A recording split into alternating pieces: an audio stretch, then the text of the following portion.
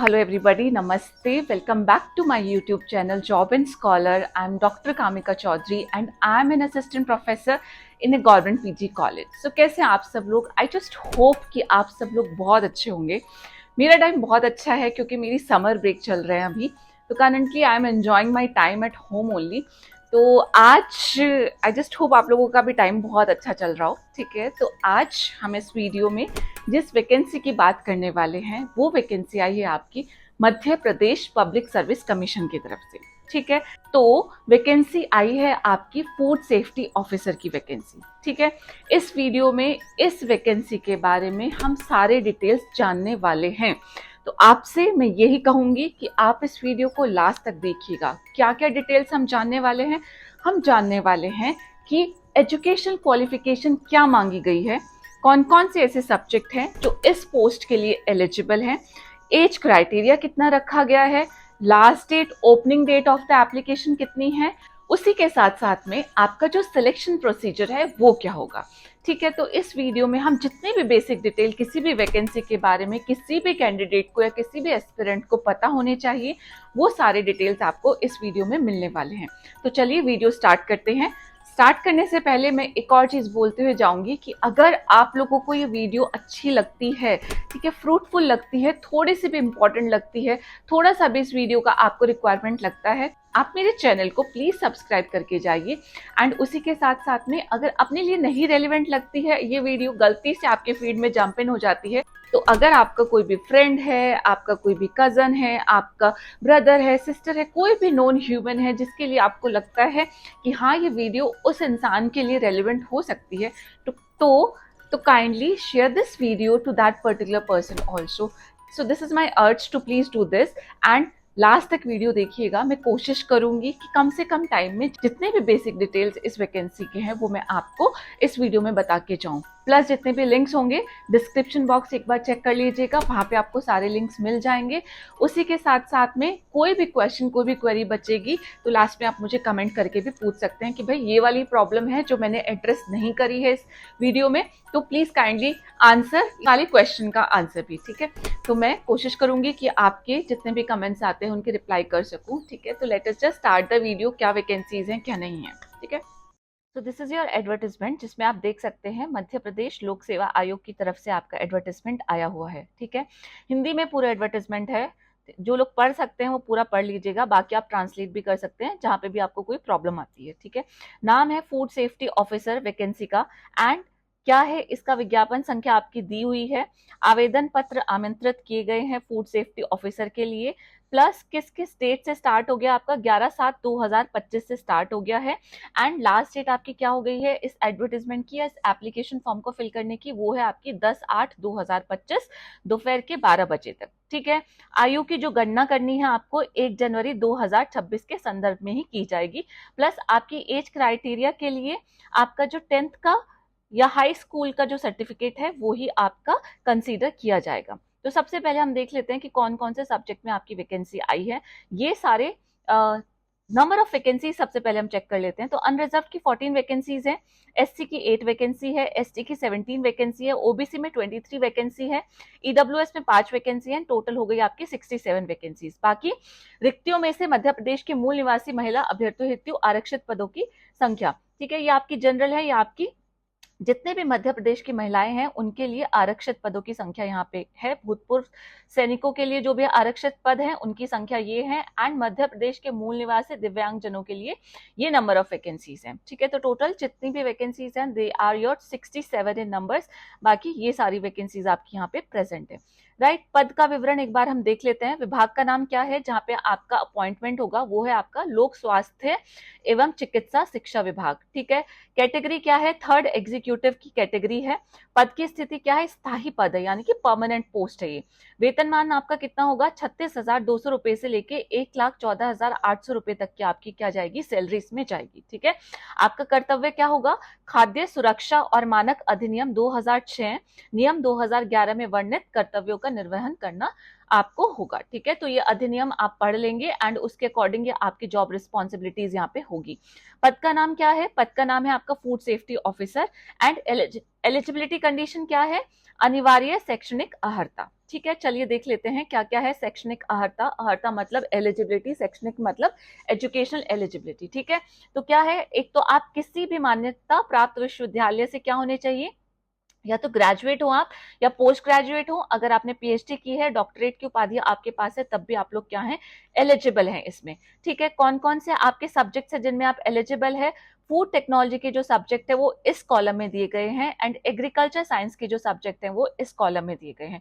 तो या तो आप फूड टेक्नोलॉजी के इनमें से किसी भी सब्जेक्ट से बिलोंग करते हो या फिर आप एग्रीकल्चर साइंस के इनमें से किसी भी सब्जेक्ट से बिलोंग करते हो, तो क्या आप हैं? तो आप एलिजिबल हैं इन पोस्ट पे अप्लाई करने के लिए। कौन कौन से सब्जेक्ट हैं देख लेते हैं। तो सब्जेक्ट है आपका खाद्य इंजीनियरिंग यानी कि food engineering, food engineering and technology, खाद्य प्रसंस्करण एवं संरक्षण, खाद्य प्रसंस्करण तकनीकी, देन खाद्य तकनीकी एवं प्रबंधन, खाद्य जैव प्रौद्योगिकी, खाद्य संयंत्र संचालन प्रबंधन, खाद्य प्रक्रिया इंजीनियरिंग एवं प्रबंधन, खाद्य प्रसंस्करण, खाद्य सुरक्षा और गुणवत्ता प्रबंधन, प्रक्रिया एवं खाद्य इंजीनियरिंग। ठीक है, तो ये आपके फूड टेक्नोलॉजी से रिलेटेड सब्जेक्ट्स हैं। इनका इंग्लिश में नाम आप सबको पता होगा।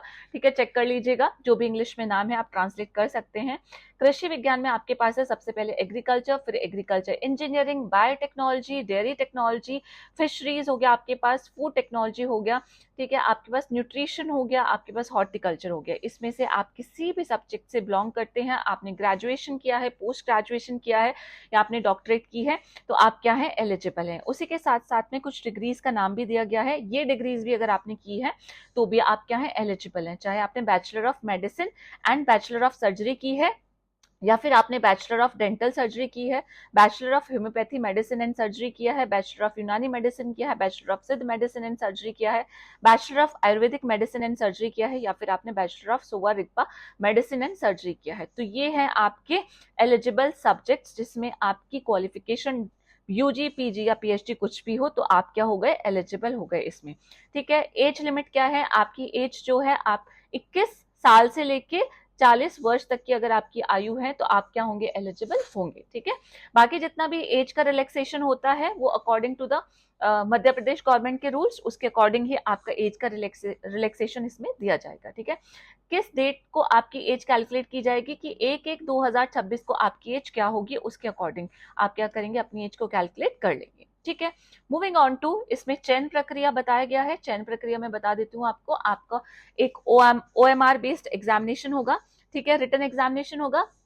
सेकेंड स्टेप पे आपका इंटरव्यू होगा। ठीक है, रिटन एग्जामिनेशन का सिलेबस जो है वो आपका वेबसाइट पे दिया गया है। प्रीवियस ईयर के क्वेश्चन पेपर भी वेबसाइट पे दिए गए हैं, तो वो आप चेक कर लेंगे। ठीक है, आपका जो नॉर्मल रिटन टेस्ट होता है, एक OMR शीट आपको दी जाती है एंड उस OMR शीट को आप क्या करते हैं? फिल करते हैं। ठीक है, जो लोग क्वालिफाई कर जाएंगे रिटन एग्जामिनेशन, उसके बाद उनका इंटरव्यू होगा। एंड किसी भी प्रकार की इंफॉर्मेशन अगर आपको जाननी है तो आपको क्या करना होगा? आपको इस वेबसाइट पे अपने आप को अपडेटेड रखना होगा। मतलब आपको बार बार वेबसाइट क्या करनी पड़ेगी? टाइम टू टाइम आप वेबसाइट को विजिट करते रहिएगा। ठीक है, कोई भी इंफॉर्मेशन होगी, आपका एडमिट कार्ड हो गया या आपका सेंटर हो गया, ये सारी इंफॉर्मेशन आपको यहीं पे दी जाएगी। ठीक है, इसके बाद जो इसमें इंपॉर्टेंट पॉइंट है वो इंपॉर्टेंट पॉइंट है ये डेट्स। विज्ञापन की तिथि क्या है? 23 जून 2025। कब से स्टार्ट हो रहे हैं ऑनलाइन फॉर्म फिल करना? आपका 11 जुलाई 2025 से फिल करना स्टार्ट हो जाएगा। लास्ट डेट होगी 10 जुलाई 2025। उसके बाद भी अगर आपको कुछ ठीक करना है तो 16/7/2025 तक आप क्या कर सकते हैं? अपना फॉर्म को ठीक कर सकते हैं। एंड अंतिम तिथि क्या होगी? 12/8 तक, 16 जुलाई से लेके 12 अगस्त तक आप अपने फॉर्म को ठीक कर सकते हैं। ठीक है, उसके बाद प्रवेश पत्र यानी कि आपका एडमिट कार्ड कब होगा, आपका रिटन एग्जामिनेशन क्या होगा, उसके बाद उसका रिजल्ट कब आएगा। ठीक है, ये सारी जितनी भी इंफॉर्मेशन है उसके लिए आप क्या करेंगे? वेबसाइट को चेक करेंगे और ये सारी इंफॉर्मेशन आपको यथा समय घोषित की जाएगी। ठीक है, तो ये इंपॉर्टेंट पॉइंट था इसमें। बाकी जो चीजें इंपॉर्टेंट है वो है कि अंतिम तिथि है 10/8/2025 तक आप अपना एप्लीकेशन फॉर्म क्या करिए? इसमें भर दीजिए। ठीक है, एप्लीकेशन फॉर्म के लिए आपको ऑनलाइन ही अप्लाई करना है। एप्लीकेशन फॉर्म दिया गया है, वहां पे आप अप्लाई कर देंगे।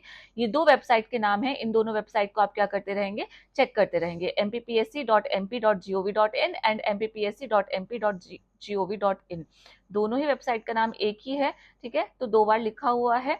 आप इसमें से क्या करेंगे, इन वेबसाइट पे जाके ऑनलाइन अप्लाई करेंगे। ऑनलाइन अप्लाई करने के लिए आपके सारे डॉक्यूमेंट्स, आपका पासपोर्ट साइज फोटोग्राफ, आपका सिग्नेचर, ये सारी चीजें आपकी क्या होनी चाहिए, आपके पास प्रेजेंट होनी चाहिए स्कैन फॉर्म में। एंड जहां जहां पे भी मांगा गया है वहां पे आप इन सारी चीजों को क्या कर देंगे, अपलोड करते जाएंगे एंड अपना फॉर्म कंप्लीट कर लेंगे। अब देख लेते हैं इंपॉर्टेंट पॉइंट की फीस कितनी होगी।